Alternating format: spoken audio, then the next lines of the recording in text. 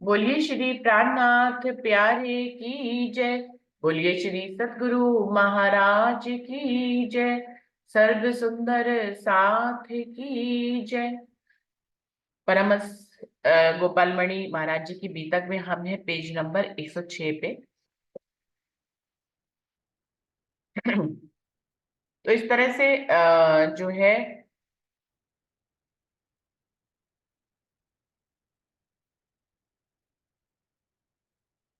आशाराम पांडे जी की जागनी होती है और इस प्रकार वो जो है अपनी आप पर आत्म में जागृत भी होते हैं, उनको पूर्ण पहचान भी होती है और जीवन पर्यंत वो सेवा करते हैं महाराज जी की।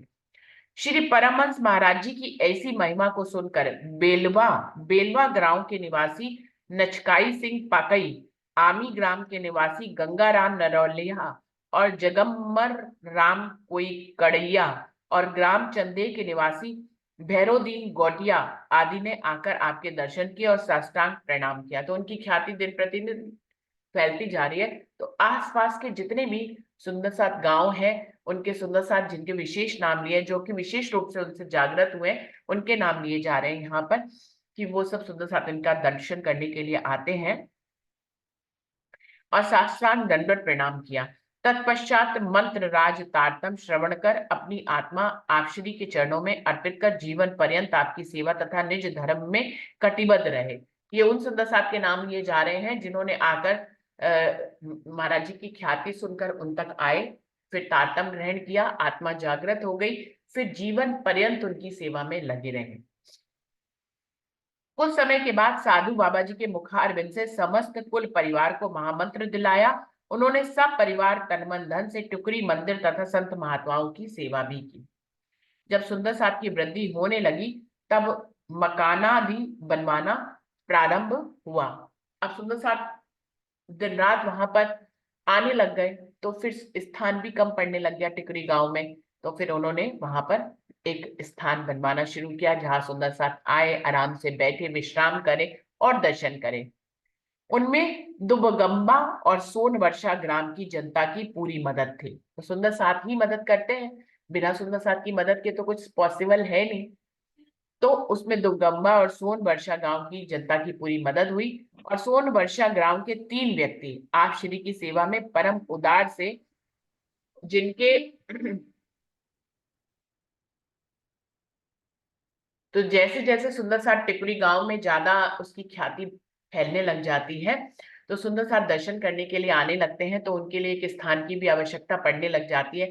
जब बहुत बहुत लोग एक जगह पे इकट्ठे होने लग जाते हैं तो अपने आप मंदिर और भवनों का निर्माण स्वयं हो जाता है। सुंदर साथ अपने बैठने की जगह स्वयं ही बना लेते हैं, सब सेवा करने लग जाते हैं, कोई धन से, कोई अन्न से, कोई तन से, इस तरह से सेवा करते हैं तो बन जाते हैं। देखिए रामरतन महाराज जी का शेरपुर आश्रम भी ऐसे ही सुंदर साथ की थोड़ा थोड़ा करते करते धीरे धीरे इतना बड़ा बन गया। आज देखिए कितना विशाल रूप है।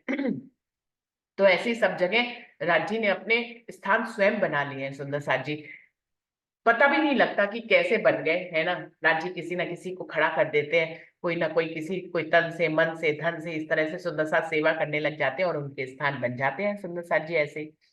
तो वो कह रहे हैं कि सोनबरगा गांव के 3 व्यक्ति आप श्री की सेवा में परम उदार थे, जिनके नाम हैं, उनके नाम भी लिए गए हैं, जिन्होंने विशेषकर इस जगह पे स्थान बनाने में विशेष सेवाएं दी थी। उनका नाम है राम प्रसाद जी, लहराई राम और प्रहलाद थे।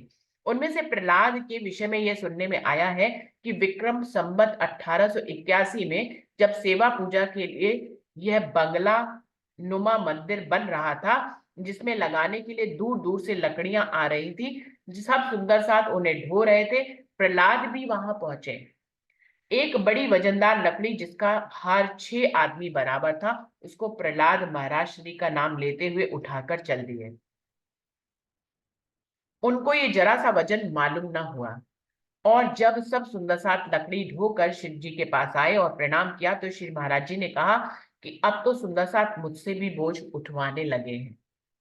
ऐसा कहकर अपना कंधा दिखलाया तो आपका कंधा लाल पड़ा हुआ था। तो सुंदर साथ जी आ, यहाँ पर ये प्रसंग प्रहलाद जी का आया है कि वो 6 मतलब इतना बड़ा लक्कड़ वो अपने कंधे पे उठाकर ले आते हैं यहाँ पर लेकिन नाम किसका ले लेते हैं? महाराज जी का। महाराज जी का नाम लेकर वो लक्कड़ उठा लेते हैं, उनको भार का अनुभव ही नहीं होता। सारा भार महाराज जी उनका लेते हैं। और वो सुंदर साथ जब वहां पहुंचते हैं तब महाराज जी अपना कंधा दिखाते हैं कि देखिए हमसे ही लट्ठ उठवा लिया, पूरा इतना भारी मेरा नाम लेके लट्ठ उठा लिया। तो हमें ये प्रसंग जो है कुछ शिक्षित करते हैं कि कोई ऐसी बात हमें सदगुरु का नाम लेके नहीं करनी चाहिए जिसका बर्डन सदगुरु के ऊपर पड़ रहा हो।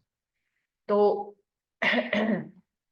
ये कुछ साक्षात लीलाएं हैं जो समय समय पर बहुत बार हुई है। महाराज जी के, रामरतन महाराज जी के साथ भी ऐसी कई लीलाएं हुई चमत्कारी में, जिसमें महाराज जी ने सुंदर साथ के जो है देखने में सुंदर साथ सेवा करते थे और आंतरिक रूप से महाराज जी उस सेवा को कर रहे होते थे। तो ऐसे हम लोगों ने चमत्कार वाली बीतक जब महाराज जी की पढ़ी थी तो ऐसे कई प्रसंग पढ़े थे सुंदर साथ जी। तो ऐसे तो प्रसंग महाराज जी के साथ भी होते रहे और धनीदेव चंद जी के साथ भी होते रहे। अभी देखिए गोपाल मणि जी के साथ भी हो रहे हैं।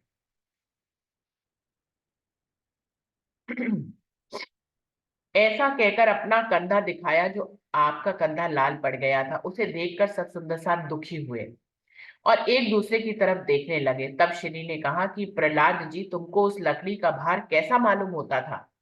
इतना सुनकर सब सुंदर साथ उनको धिक्कारने लगे और प्रहलाद अपनी भूल मानकर रोते हुए बार बार प्रणाम करने लगे। और तब श्री ने कहा कि जाओ, तुम्हारी भूल माफ है, पर इस तरह कोई काम अपनी शक्ति प्रदर्शन के लिए कभी मत करना। तो ये शिक्षा उन्होंने दी कि सदगुरु का नाम लेकर अपनी शक्ति का प्रदर्शन नहीं करना चाहिए। जब सेवा पूजा की स्थापना हो गई, मेला समैया होने लगे और सुंदर साथ तथा इतना जन समाज सब एकत्रित होने लगे, तब जल की पूर्ति के लिए एक बड़ा कुआं खोदना प्रारंभ किया गया। कुछ गहराई तक कुआं खोदने के बाद शाम को सभी घर चले गए। दूसरे दिन सवेरे से जब सभी कुआं खोदने पहुंचे तो कुएं के बीच एक काला सर्प चारों तरफ घूम रहा था।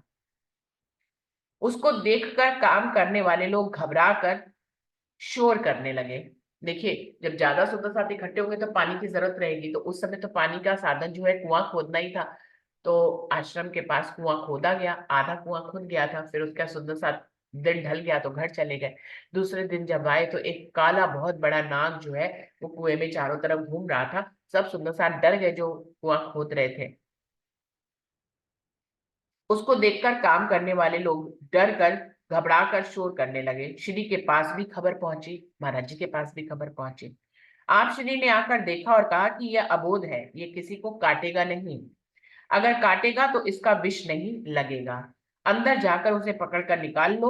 लोग अंदर तो गए पर उसका रूप तथा फुंकार सुन किसी को साहस नहीं हो रहा था, साहस नहीं होता था और लौट आते थे। इसी तरह से कई व्यक्ति कुएं के अंदर गए, पर जब किसी की हिम्मत ना पड़ी तो आप श्री ने साधु बाबा जी से कहा कि आप जाओ, वह काटेगा नहीं।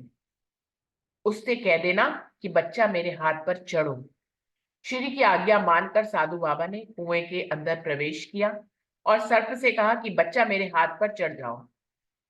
यह वचन सुनकर वह सर्प साधु बाबा के हाथ पर चढ़कर लिपट गया और साधु बाबा जब कुएं से बाहर आए तब श्री ने कहा कि इसे बाग में ले जाओ और कह दो कि बच्चा तो मेरे हाथ से उतर कर जा और किसी को सताना नहीं। देखिए सुंदर साथ जी किस प्रकार जब परमहंस हमारे इस पृथ्वी पर अवतरित होते हैं, आते हैं, तो किस प्रकार पशु पक्षी जानवर भी उनकी आज्ञा का पालन करते हैं। उनकी पहुंच इतनी अधिक होती है। और महाराज जी तो, गोपाल मणि जी तो सभी की बोलियां भी बोल लेते थे और सभी जीव जंतुओं की भाषा समझते थे, उनको उत्तर भी दे सकते थे। इतनी उनकी पहुंच बहुत गहरी थी। और वो कोई भी रूप धारण कर लेते थे, ये तो हम सबको पहले से ही मालूम है। तो ब्रह्मांड का भ्रमण भी वो जो है, बड़े बड़े पर्वतों का भ्रमण जो है भंवरा बनकर कर लेते थे। ब्रह्मांड में भी ऊपर कहीं पे भी चले जाते थे। तो महाराज जी की तो अनुपम शोभा है। उसी में ही देखिए एक ये बता रहे हैं कि उन्होंने कहा कि जब वो आ जाए तो उसको साधु बाबा जब उसको लेकर ऊपर आए तो उन्होंने कहा इनको बगीचे में छोड़ दीजिएगा और कहिएगा कि आप मेरे हाथ से उतर जाए और किसी को भी सताना नहीं। साधु बाबा जी ने दूर जाकर जिस तरह श्री जी ने आज्ञा दी थी उसी तरह कहा। सर्प हाथ से उतर गया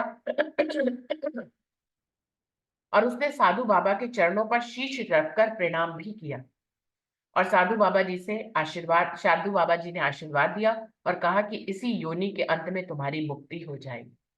तो इस प्रकार से उस सांप की भी मुक्ति हो जाती है। तब से आज तक मंदिर में कोई भी विषधर सर्प काटते नहीं है और ना ही मारे जाते हैं। उस दिन से साधु बाबा जी का महत्व अधिक बढ़ गया और सबके दिल में यह भावना उत्पन्न हुई कि ये श्री महाराज जी के पूर्ण कृपा के पात्र हैं। इसमें कोई भेद भावना नहीं है। उस दिन से शिव जी की आज्ञा से साधु बाबा जी के शिष्य बनने लगे। अब महाराज जी के तो शिष्य बनते ही बनते थे, क्योंकि ये स्थान टिकुरी का जो है उन्होंने साधु बाबा जी को सौंप दिया था। तो अब यहाँ पर जब कभी महाराज जी नहीं रहते थे, सुंदर साथ तब भी आते थे और साधु बाबा जी से तारतम मंत्र ग्रहण कर कर उनके शिष्य बनते थे। तो इस प्रकार से साधु बाबा जी भी जो है सबको तारतम देने लगे, उनके भी आगे बहुत से शिष्य बनने लगे। एक दिन का समाचार है कि मंदिर में पुजारी जी ने श्री राजी महाराज का थाल भोग लगाया, जिसमें दूध गर्म था। अब ऐसे कई प्रसंग सुंदर सार जी पहले भी आए हैं। अब दूध गर्म है, पुजारी जी ने बिना सोचे समझे राजी को भोग लगा दिया है, दूध बहुत गर्म है। श्री का मुख जल गया और मुख में छाले पड़ गए।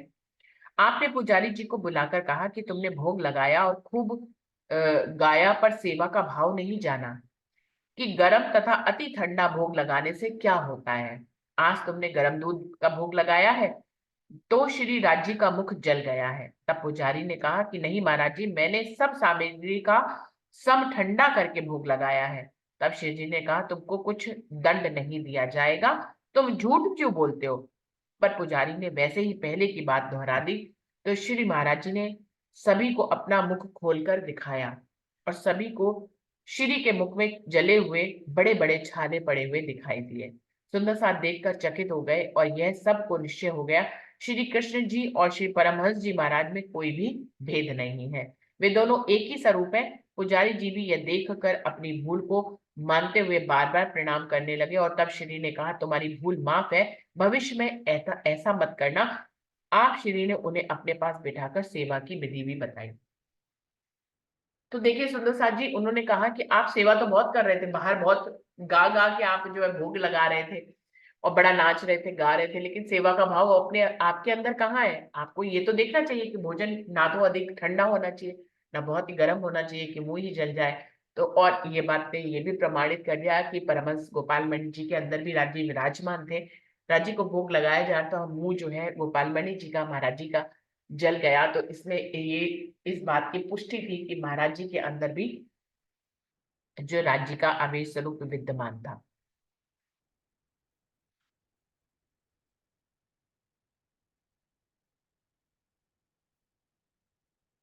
बकिया गांव का समाचार। तो इस प्रकार से कई प्रसंग जो है होते रहते थे। ये टिकुरी गांव का समाचार जो है, प्रसंग जो है गांव वाइज है यहाँ पर। टिकुरी गांव का ये सारा प्रसंग यहाँ पे समाप्त होता है और बकिया ग्राम का समाचार यहाँ पर शुरू होता है। जब चंद्र कुमारिका का दिरागमन हुआ तब विक्रम संवत 1974 था। वे ससुराल जाकर बड़े आचार विचार से धर्म निभाने लगी। वे रसोई बनाकर सर्वप्रथम श्री राजी को भोग लगाती थी। अब ये 1 मिनट सुंदर सा जी में क्लियर हो जाएगा। जब चंद्र कुमारी जी का दिरागमन हुआ तब विक्रम संवत 1974 था और वह ससुराल जाकर बड़े आचार विचार से धर्म निभाने लगी। वह रसोई बनाकर सर्वप्रथम श्री राज्य को भोग लगाती थी। तत्पश्चात सबको भोजन कराकर चौका बासन आदि की सफाई करने के बाद हाथ पैर धोकर शुद्ध वस्त्र पहनकर स्वयं भोजन करती थी। वह अपने पतिदेव के जूठन ग्रहण नहीं करती थी, क्योंकि उन्होंने तारतम्य ग्रहण नहीं किया था। वे आप श्री के ज्ञान चर्चा शिक्षा उपदेश का महत्व सबको बताती थी। आप श्री के ज्ञान चर्चा का महत्व तथा स्वरूप का वर्णन बार बार सुनकर टोडर राम त्रिपाठी का दिल श्री महाराज जी के दर्शन के लिए आकर्षित होता है। वो क्योंकि सबको अपने सदगुरु के बारे में, उनके व्यवहार के बारे में, उनकी पहुंच के बारे में, उनकी महिमा के बारे में बताया करती थी। तो जो टाडर राम त्रिपाठी जी थे, उनका मन जो है ये बात सुनकर जो है लालायित होता है कि वो महाराज श्री से मिले। जब ये पता चला कि श्री महाराज जी दुबगंबा अर्थात टिकुरी गांव में विराजे हैं, तो वे यह खुशखबरी सुनकर उनका दिल अत्यंत प्रफुल्लित हुआ और दर्शन के लिए तैयार हो गए। चंद्र कुमारी जी ने कहा कि श्री को कोशिश करके यहाँ पर बुला लाना, जिससे हम परिवार के साथ दर्शन पा सके। तो वो जो चंद्र कुमारी जी थी, वो अब उन सुंदर साथ को कहती हैं, जो टोडरमल उनके दर्शन करने के लिए जा रहे हैं, कि टिकुरी गांव में आप उनके दर्शन कर आइए, लेकिन आग्रह करके उनको इधर भी ले आइएगा, तो हम लोग भी परिवार सहित उनका दर्शन कर लेंगे। आप अपने किसी शुभ चिंतक को भेजो ताकि वह आप श्री का कोशिश करके यहाँ बुलाकर ले आए। चंद्र कुमारी की यह सलाह टोडर राम त्रिपाठी को अच्छी लगी और उन्होंने आप श्री को बुलवाने हेतु तुरंत अपना शुभ चिंतक सेवक भेज दिया। उस अनुचर ने ग्राम टिकुरी मंदिर में जाकर श्री महाराज श्री के चरणों में साष्टांग दंडवत प्रणाम किया और तत्पश्चात टोडर राम त्रिपाठी की ओर से बकिया ग्राम चलने हेतु आप श्री से निवेदन किया। श्री महाराज जी ने संघर्ष टोगर ग्राम त्रिपाठी की प्रार्थना स्वीकार की और एक दो दिन के बाद संत मंडली सुंदर साथ को संग में लेकर आप श्री के साथ चल दिए। ज्येष्ठ सुदी दशमी विक्रम संवत 1988 को ज्येष्ठ सुदी दशमी विक्रम संवत 1884 को ग्राम चंदेल पहुंचे। फिर भैरोदीन, गोटिया आदि ग्रामों में निवास किया। वहां की जनता ने बड़े प्रेम स्नेह से आप श्री की सेवा की और जिसने श्री महाराज श्री के चरणों में अपना तन मन धन अर्पण किया, उनकी सेवा की प्रशंसा कहाँ तक करें, वह शब्दातीत है। जहां जहां जाते थे तो सुंदर साथ उनकी सेवा करते थे, उनसे प्रवचन सुनते थे और तारतम ग्रहण करते थे। दूसरा मुकाम ग्राम आबी में गंगाराम नरौलिया त्रिपाठी के तथा जगम्बर राम कोयरड़िया द्विवेदी के यहाँ किया। उन दोनों पवित्र आत्माओं ने अपने परिवार को श्री महाराज जी की आज्ञा अनुसार साधु बाबा जी के मुखारबिंद से महामंत्र तारतम का उपदेश दिलाकर कृतज्ञ किया। जहां जहां जा रहे हैं वहां के सुंदर साथ धीरे धीरे जागृत हो रहे हैं। तीसरा पड़ाव आलमगंज आशाराम पांडे के यहाँ निवास किया। उन्होंने तन मन धन व आत्मा से सेवा की और अपनी पत्नी व पुत्र को महामंत्र तारतम श्रवण कराया। इस प्रकार आप श्री को पधराकर अपने गृह को पावन बनाया। आशाराम पांडे के यहाँ से विदा होकर रास्ते में बहुत लोगों का दर्शन का लाभ देते हुए आप कपिशा ग्राम पधारे। वहां एक ताल के पश्चिम दक्षिण तरफ आम के वृक्षों का एक घना बगीचा था। वहां पर आपने निवास किया और सुंदर साथ तथा साधु संत सहित आप श्री के स्वरूप का महत्व देख सुनकर लोग दर्शन को आने लगे। जो लोग दर्शन कर ग्राम वापस जाते थे वे सभी को महाराज जी के दर्शन का महत्व बताते थे, जिसको सुनकर लोग दर्शन के लिए टूट पड़ते थे। जब आप श्री की ज्ञान चर्चा का उपदेश हो रहा था कि इसी वक्त कामता प्रसाद त्रिपाठी जी ने आकर आपके दर्शन किए और साष्टांग प्रणाम किया और कुछ देर तक चर्चा सुनकर अपने घर लौट गए, पर उनका चित्त श्री महाराज जी के स्वरूप या चरणों में आकर्षित हो गया था। तो घर जाकर उन्होंने आप श्री की महिमा बताई तो चंद्रवती देवी जान गई कि ये तो हमारे सतगुर हैं, धन है कि आज हमारे भाग्य उदय हुए हैं।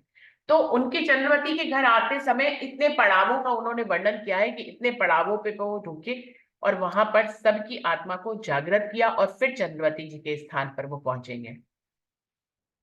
बिन करनी बिन कसनी आज मुझे दर्शन होंगे। ये फल फूल आदि लेकर दौड़ पड़ी और आपके दर्शन कर चरणों में बार बार प्रणाम किया। अपने भाग्य को सराहती हुई उन्होंने उन्होंने चरण धोकर चरणामत लिया और तत्पश्चात चंद्रवती देवी अपने गृह पधारने के लिए आप श्री से विनती करने लगी। संत महात्मा लोग उसकी गरीबी हालत देखकर जाने के में संकोच करने लगे। इस बात को समझकर अंतर्यामी श्री महाराज जी ने उत्तर दिया कि मेरे साथ संत महात्माओं तथा सुंदर साथ की भीड़ अधिक है, इस कारण घर पर चलते नहीं बनेगा और गर्मी का मौसम भी है, इससे यहीं पर अच्छा है। ऐसा उत्तर पाकर चंद्रवती ने अपने सदगुरु की आज्ञा मान ली, पर हृदय में घर पर पधराने का आग्रह बना रहा। मतलब ऊपर से तो उन्होंने आज्ञा मान ली कि घर छोटा है, गर्मी का मौसम है, इतना सुंदर साथ कैसे आएगा, लेकिन मन में उनके विचार यही था कि वो मेरे घर पधारे। तो जारी रूप में उनकी बात को समझकर महाराज जी ने उनको जारी रूप में मना कर दिया कि यहीं पर रहिए, आप यहीं पर सेवा करिए, घर की क्या बात है, मेन तो हम दोनों की मुलाकात है और हमारे बीच में ज्ञान चर्चा का विषय, तो आप यहीं रुकिए, बाकी जो है हम इतने सारे सुंदर साथ के साथ फिर कभी देख लेंगे। तो उनकी आज्ञा को वो मान जाती है, लेकिन मन में अनुग्रह बना रहता है उनको घर पधराने का। तो सुंदर साथ जी, आज किसी कारणवश मैं क्लास यहीं पे ही बंद कर रही हूँ, और कल हम इस विषय को आगे बढ़ाएंगे या फिर इंदु दीदी की क्लास चलेगी। बोलिए श्री प्राणनाथ प्यारे की जय। बोलिए श्री सतगुरु महाराज की जय। तो 15 मिनट पहले जो है